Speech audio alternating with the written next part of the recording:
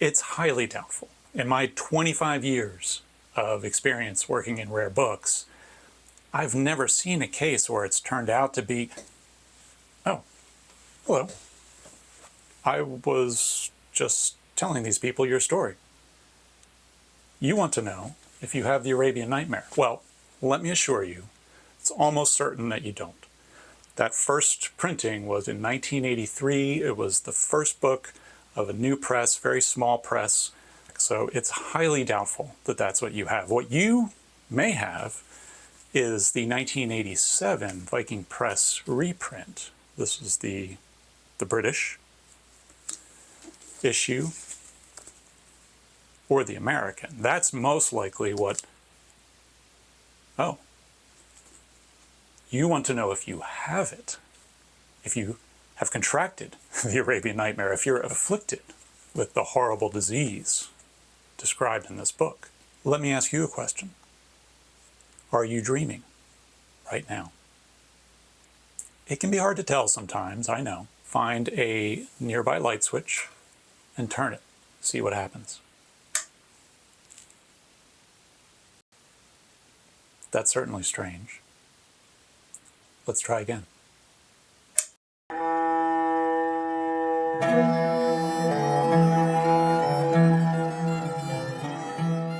Hey, it's Andrew from the Isle of Misfit books, where I share my favorites from 25 years of working in rare books. In this video, we are going to be taking a look at the Arabian Nightmare, a dark, dreamy Arabian Nights-inspired fantasy by British novelist and scholar Robert Irwin, who unfortunately died earlier this year at 77. This was Irwin's first novel, and the one he's still most famous for, although he went on to write several more. If William Beckford's Vathek, which I discussed in my previous video, plays with the external tropes of the Arabian Nights, the frenetic plot turns, the over-the-top characters, and the exotic stylized settings, then the Arabian Nightmare takes those elements and turns them inward to explore the dream world, or the al-mithal, as it's called in the Arabian Nightmare, the world of living images. And through that, the fragmented and fragile nature of consciousness itself. But what's the Arabian Nightmare about? Well, our main character is Balian, a young Englishman who in 1486 travels to Cairo to make a pilgrimage to St. Catherine's out in the Sinai Desert. But he's also been commissioned by the French government to spy on Egyptian troop strengths and dispositions throughout Cairo. He's traveling with a group of Westerners, each of whom has his own motives for being there. Balian is a young man, a dreamer, who very much romanticizes his role as a spy. Daydreams of hunts through underground sewers, hidden gateways, poisoned candle fumes, and mysterious signals sent with scented handkerchiefs filled his mind. In his mind's eye, he stood at the center of a web of intrigue, plot, and counterplot. This is, of course, exactly what he gets, just not nearly in the way that he envisioned it. No sooner has he arrived than a Venetian painter in the group buys him a cup of tea and tells him an outrageous story, and then is suddenly arrested by Egyptian officers and hauled away. He leaves behind a strange book, written in Arabic, but with some of the lines translated into Italian, which Balian can read. And the selections that we read along with Balian are cryptic statements about the al-mithal, which is an Arabic phrase that means the world of similitudes or the world of living images, a phrase used in Dune as well.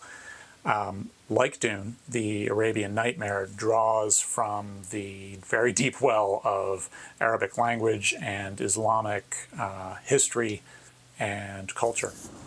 Some people say that every skull contains within itself its own sea of dreams, and that there are millions upon millions of these tiny oceans.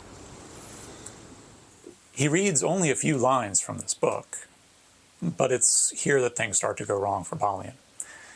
The Sultan's officials won't approve his visa to leave Cairo and make the journey to St. Catherine's, so he must wait in the city.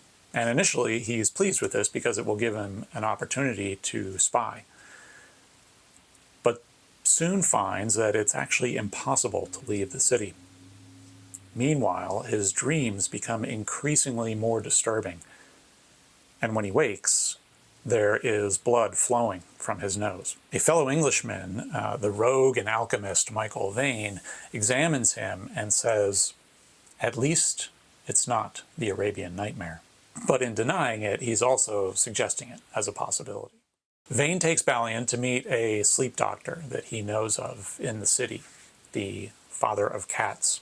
And on the way, he tells him what the Arabian Nightmare is. It comes to its victims every night. Yet one of its properties is that it is never remembered in the morning. It is therefore the experiencing of infinite pain, without the consciousness that one is doing so, night after night of apparently endless torment. And then in the morning, the victim rises and goes about his daily business as though nothing had happened. And he looks forward to a good night's sleep at the end of a hard day's work. It is pure suffering. Suffering that does not teach, nor ennoble. Pointless suffering that changes nothing. Irwin's 15th century Cairo is fantastic. Vivid setting, period, and cultural details. The heat is oppressive. You can feel it coming through the pages. It's really well done. It also becomes increasingly fantastical, as you might expect in a book about dreams and nightmares. As the days and nights drag on, Balian deteriorates.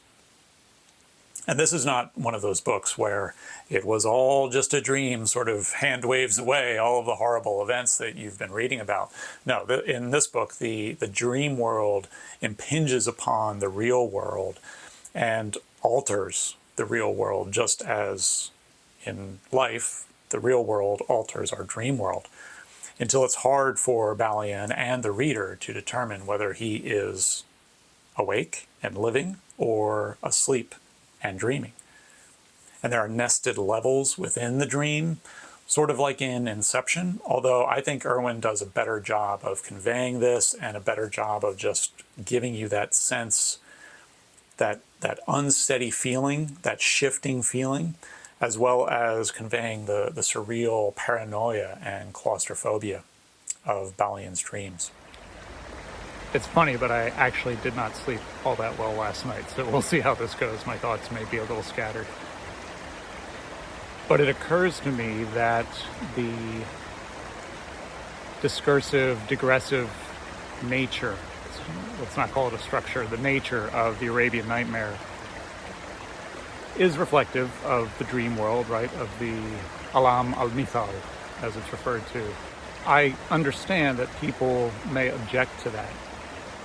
It feels foreign and it feels different because it's not the hero's journey that has just completely taken over fiction writing and storytelling, I think, not just in the West now, but because of Hollywood, throughout the world, in my own writing as well. I mean, when we are in grade school, you're taught that fiction writing cannot have coincidence, cannot have chance, cannot have fate, cannot have the deus ex machina. If you have these in your story, it's a sign of bad writing. You know, these are verboten, absolutely. And any writers group that you're in or fiction class that you take is going to purge these things from your stories, like immediately. It feels intuitive, but it's actually very programmed from a very early age. But that's not the case in the Arabian Nights, you know, where there is a lot of chance. The genie will come and grant you wishes, and there's lots of coincidence that when you think about it, that is a part of life. Like, why aren't these things allowed in our stories? And I believe it's because, you know, the stories that we tell ourselves, the stories that we literally sell ourselves, it is a form of propaganda, and we want to believe that we are in control of our lives, that we are in control of our circumstances, our health, our wealth, our relationships. I mean, all of YouTube is about sort of giving you this illusion of control in ways, right?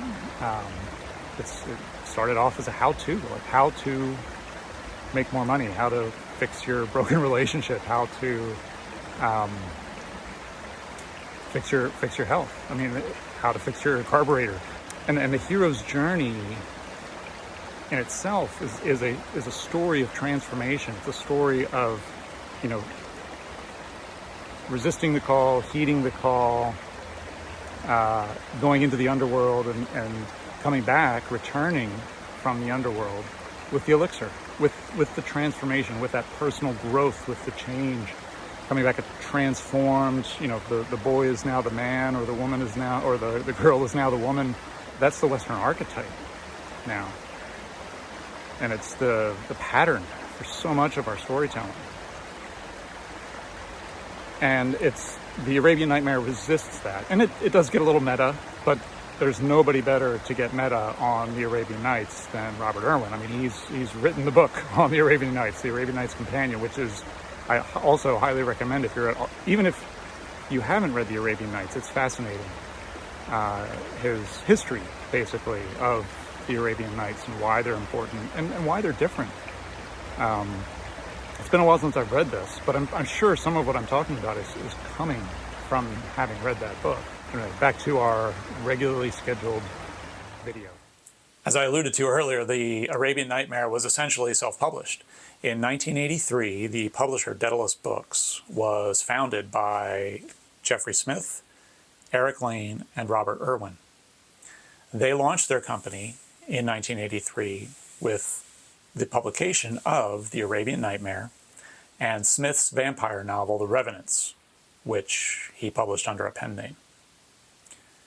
Now, The Arabian Nightmare found an audience, and in 1987 it was reissued by the Viking Press in hardcover, the British issue and the American issue. And these contain illustrations. The illustrations are kind of crappy black and white reproductions of David Roberts's Cairo scenes from his great book, Egypt in the Holy Land, which is one of my favorite books of all time. It's a massive 6-volume folio work that includes some 200, maybe 250, maybe even 300 tinted lithographs that you can find hand-colored as well. Just beautiful illustrations that these books, while it's nice that they include illustrations, they do not do justice to the original prints. It's appropriate that they're included. Roberts visited and painted Cairo and the Holy Land in the 19th century. And while that's centuries after the events depicted in this novel, he is painting landmarks from that time period. Roberts's images, though, are very precise. They're very clean. And while there's something of fantasy to them, there's really no element of nightmare to them. There are paperback reprints as well, although the paperback reprints generally do not include the illustrations. So do I recommend The Arabian Nightmare? Absolutely. If you love mind-bending novels, dark fantasy, historical or medieval settings, and don't mind stories that get a little meta, I think you'll really like this. It's got some sex and some violence, as our dreams often do, and at times it's shocking and disturbing, as our dreams often are, but nothing too explicit or gratuitous. The Exquisite Corpse, his 1995 novel, and Prayer Cushions of the Flesh from 1997 are much more sexual. I didn't reread these before making this video, as I did with The Arabian Nightmare, but I do remember quite liking The Exquisite Corpse. I hope you've enjoyed this brief intro to one of my favorite novels. Have you read The Arabian Nightmare? If not, and you do after watching this, please come back and let me know what you think. I would love to hear. The best way to support this channel would be to check out one of my books. Links, but come on. What? I'm YouTubing in here. Sorry, excuse me, one moment.